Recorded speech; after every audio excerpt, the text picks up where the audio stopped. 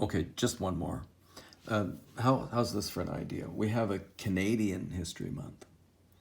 Canadian History Month with the goal of just celebrating the positives.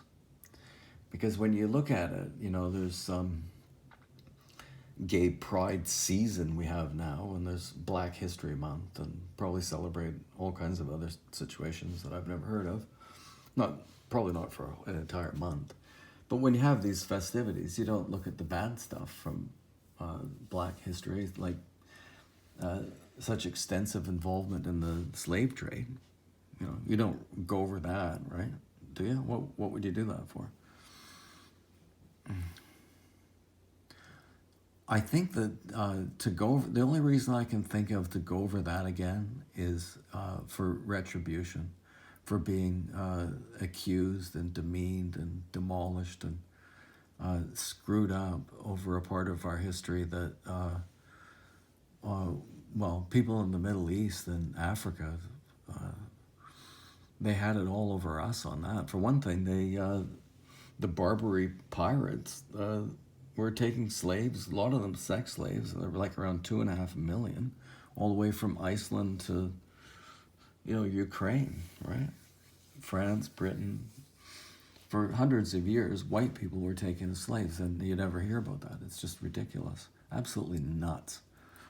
You never hear about it because it goes against the narrative, and the narrative is that white people, in particular cisgendered white males, are a unique form of evil and so need to be oppressed.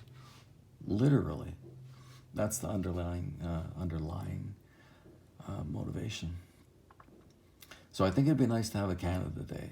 We can't even have a Canada Day without the biggest thing about Canada Day being the huge protests that occurred and church burnings during, I think it was the hottest days in Canadian history anywhere, right?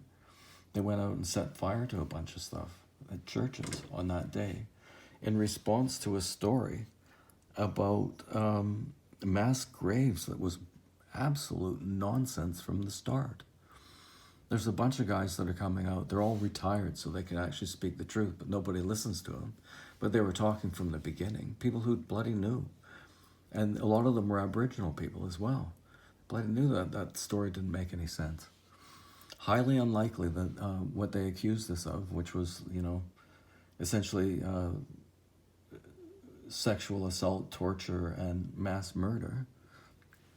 So you get a mass grave when you kill a whole bunch at the same time, right? That's what they accused us for, and with no justification whatsoever. A report from a company that said that it might be graves, but it wasn't, and they never even dug them up, so they knew that there was nothing there. And they're still using it, they're still saying it today. And I bet you the amount of money that they made out of that in terms of different sorts of compensation that was probably increased, or like an improved treaty settlement or something. The Aboriginal industry off of that story, I think that it's well into the tens of billions they made on that, if you were to really look it down. The amount of money and ownership and control and power that's being given over to Aboriginal First Nations, let's say, since that is staggering, absolutely staggering. So I think that we deserve a Canada Day. Let's just look at the best parts of all of us without an interruption from people that are inclined to insult and damage. They tore down statues of both queens. John A. Macdonald has come down. Ryerson's come down. There's all kinds of things that have happened. And those people were complex people. John A. Macdonald had Aboriginal people's best interest in mind from the beginning.